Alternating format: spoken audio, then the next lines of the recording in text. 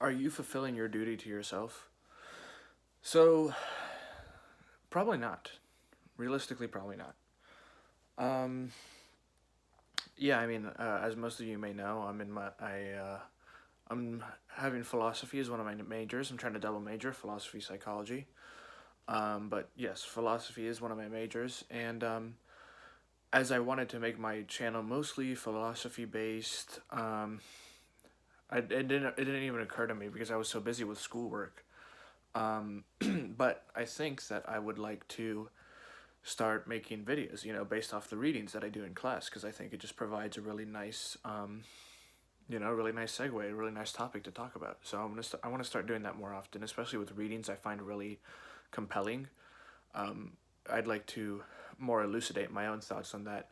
And my video is going to be less about like explaining the ideas, because if you wanted that, then there would be no one to better than to do it than the philosopher themselves. But I would just like to articulate my own ideas and whether I agree with them or not, how much I agree with them, and what parts I like, what parts I don't like. So today we're talking about Kant's deontology, the idea of duty. I'm gonna try to stay away from the universal rule, the respect for law, because that's something more general, more people know. But I specifically want to talk about his duty to self. Something I found really compelling about out of the rest of his ideas, just fleshing that out specifically, his concept of the duty to yourself. Kant basically sees us as rational creatures with freedom. We have freedom separate from nature because animals in nature, they're following their inclinations and their instincts. They are not free to do as they choose. Um, but we are rational and we are free to choose. We are more than just our instincts and our inclinations, right?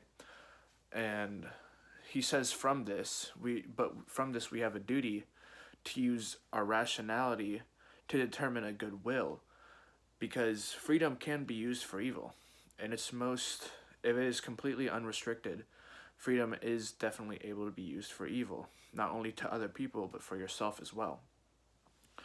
And he says that it's important for us to use our rationality to determine a good will, because a good will is what determines how you act. So, and then we can talk about what it means to do something from duty or in conformity with duty. Basically, he's just saying that doing the right thing, even when it may not feel good, is doing something from duty versus doing something in conformity with duty, where you're doing something that is good, but it is not, it's kind of for an ulterior purpose, a hidden meaning. For example, um, you know, my teacher used this example, paying taxes, right? How many people would pay taxes if they were optional? So it's another example, a better one I think, is a charity example, right? You have person A who likes donating charity. It makes them feel good. They like helping out and they like charitable actions because it makes them feel good and they love it. They love the charitable actions, and they donate to charity. You have person B who does not like donating to charity. They're not very charitable. They're not very benevolent. They're not magnanimous, magnanimous. They in general just don't like charity, but they still donate to charity. Um, Kant would say that person B is the better person because he is doing something, even though he may not like it. He's not doing something because he loves it. It's hard to tell. Person A, if he didn't love donating to charity, if he didn't like that feeling that he got, would he still do it? That's the question. Person B doesn't like it, so we can already be assured that even though he doesn't like donating to charity, he still does it because he feels it's his duty. It's like a good example of this would be Job from the Bible. He is still very pious and religious, even though it does test him a lot, even in the worst scenarios. He loses everything. and yet he still stays according to his duty, his pious duty. So just wanted to give that kind of backdrop. Now, to get to the more meat of the conversation, are you doing your duty to yourself? Kant argues that our duty to ourselves is to uphold our freedom and our rationality in a way that we never do anything that undermines it. So he says that drunkenness or suicide, these would impair your ability to use your freedom and to use your rationality to think of good things. So these are not good things. These are not doing, one who does this is not keeping their duty to themselves, which is to keep their rationality and to do actions that allow you to use your rationality to its fullest capacity. It's kind of hard to follow, but you know, when you're drunk, if you get super drunk, you no longer have that rationality to think about how best to use your freedom. So if that kind of clears things up for you. And what I wanted to talk about this is that he says that he also brings up a point where if you let that rationality rust and decide, it is imperative that you do not do that, that you use that for the best purpose.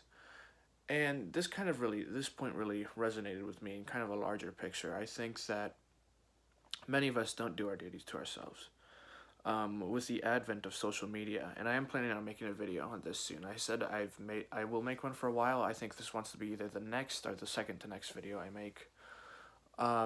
Many of us are not doing our duties to ourselves. We distract ourselves with these banal, superficial pleasures that we kind of just, we hit ourselves with that stimulation because we don't want to do our rational duty. We rather want to be guided by our pleasures, just what gives us the most dopamine and that serotonin and oxytocin. You know, we drown ourselves in these distractions. And I think it shows that we do not do our duty to ourselves. We're not upholding our rationality. We're not using this rationality that we've been gifted with to explore, to search for the ultimate meaning of the good, to search for the ultimate form of the good, to search for something deeper. Rather, we're staying at the surface level. We are going from that below life to middle life and thinking that we've actually found the top life, when in fact we're just staying at the middle and we fluctuate between bottom and middle. And I think this is something that most people can speak to. I even feel it myself sometimes. This is my own feelings, what made me want to make this video. You know, I feel as if I never had social media, but I did at some point get stuck into a YouTube Shorts addiction. I think I would call it an addiction. You know, I was on it quite a lot, and I mean, now I've been able to get off of it. I mostly watch long form content now. Every so often, if I see like a Christian or philosophical short, I'll still watch it, but no more of the incessant scrolling for hours. And I think I do differ from most people in a way that if I scroll for it doesn't even take that long. If I scroll for 10 minutes, I start to feel like, what the hell is wrong with me? I'm acting like everybody else. I need to stop. And then I will get up, I'll go read, or I'll go do some push-ups or something. And that helped me get out of it, because it is really like when you're metacognitive about it and you find yourself in that shorts loop, you can really think about it and you can really snap yourself out of it because it feels terrible. But yeah, you know, this was kind of like a scratching the surface. I want to make a kind of longer form content about the social media part. But I just wanted to express that thought that, are you doing your duty to yourself? Are you living out your rationality to its fullest? Like me, for example, I'm obviously, not to toot my own horn, but I do think I'm gifted in the ways of philosophy and psychology and generally just erudition in general and edifying my own mind. And I feel as if whenever I get into that YouTube short scrolling, I feel as if I am in that very moment, that great essence that God's given me as a philosopher is being wasted and torn away and cast asunder into the waves of the ocean of nothingness. So, are you fulfilling your own duty to yourself? Whether it be mathematics, whether you're a musical prodigy, whether you can see the science in everything, whether you can see the physics and motion of the universe, whether you can see the reactions occurring in chemistry, whatever it may be, are you fulfilling that duty? That gift that you've been given, are you fulfilling it? If not, you should probably get to it, because that is the way that you achieve goodwill and good rationality. That's all for now. Thanks for watching.